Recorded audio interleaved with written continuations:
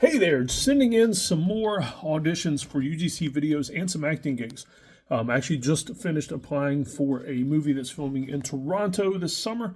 That'd be pretty cool. And the neat thing is, I'm not at the scale yet where I would get paid a ton of money, like, definitely not Brad Pitt money or anything. But this one pays travel and per diem for the, not the leads, but well, they do pay for the leads, but the next two levels down, like supporting actors, they'll still pay per diem and travel. So that's pretty cool for somebody at my level. But I'm actually filling out an onboarding for another UGC agency. So in other words, they pitch to a lot of brands, and once they get a good stable of UGC actors, I'll get more commitments and more gigs from them. And so I wanted to go over this onboarding thing for you so that if you're doing some of these, you can apply for these yourself, and that way maybe to give you a few hints on what they like to see, because I've done a ton of these, and to be perfectly honest with you, I'll do half a dozen a week at times. All right, so you can see my screen there, and so let's just go fully down through this thing, and I'll tell you why I put certain things and what goes in there. So I put Dr. David Powers always as the full name, because if you have credentials, especially something that gives you the ability to use doctor in front of your name, like mine, I'm not a medical doctor, I mess with people's heads. My doctorate is in counseling, actually. But the thing is, I get a lot of gigs because of that, because they want to use my credentials in the gig, and I charge more for that also. So it's an upcharge, and it also helps me get some specialized gigs for medications, fitness programs, mental health space things, things like that.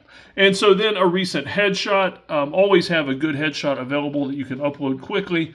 And then of course location. Oh, you know what? I see that I forgot to put, or actually my autofill didn't fill out that one completely. All right, so gender. Now, the thing is, a lot of times gender, they'll give you options, and almost every single time the options are male or female. Very seldom will I run across any of the miscellaneous made-up genders that people like to come up with, male or female, because they don't care about all your crap that you want to put in there and, oh, I'm, identify as whatever. No. They're casting UGC commercials. They're not casting, who's liberal this week or anything else like that. So only put in male or female. Male or female. What are you acting as? And don't put something that you don't look like. And then a link to your UGC portfolio. Go ahead and put together any UGC videos that you've got into YouTube. Link them all together, or not link, but put it all in one video. Just have a short intro. You can do that on Canva, really easy, a short 5-second intro. Dr. Dave's UGC videos or whatever. And you're welcome to message me. I'll send you mine, and you can steal my format. And then just load in a bunch of your UGC videos. Always have that link handy where you can drop it in real easy. This one, they usually have a starting rate. I like this a lot better than when they ask me what my rate is, because even though they put this here, $250 per brief, and the thing is, I've looked at some of their sample briefs, and $250 is not bad for what they're going to have me doing, but this is always negotiable. The thing is, if they ask you to do things that might take a little more time, that might take equipment, that you have to order things for, like for instance, I've got one coming up that I need some chicken nuggets for as a prop, and so I'll charge for that stuff, and then you know what? I'll eat the chicken nuggets. And so, go ahead and say yes if that sounds okay for the most basic of briefs. Just remember that is all negotiable at some point. Let's see, confirm if you're okay to shoot remotely. Surprisingly, for UGCs, a lot of these places deal with people that say, yeah, I can't shoot at home. I can only shoot when you're doing the camera work and all that kind of, that doesn't even make sense. Why are you doing UGCs if you can't shoot remotely? But it happens enough that they want to verify this.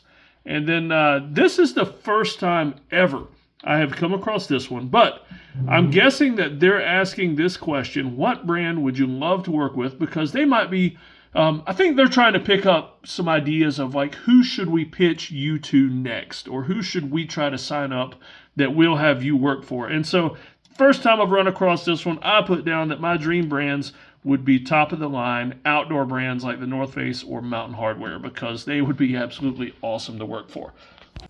All right, so that is a very simple new creator onboarding form for UGC videos with an agency. And like I said, when you apply, you start applying on Backstage, Fiverr, other places. You'll have people sending you these, and like I say, I do several a week usually. So have all these things ready. The link to your portfolio, the profile image, answers to common questions, things like that. Just have it ready so you can do this quick, and this will actually get you quite a bit more UGC work.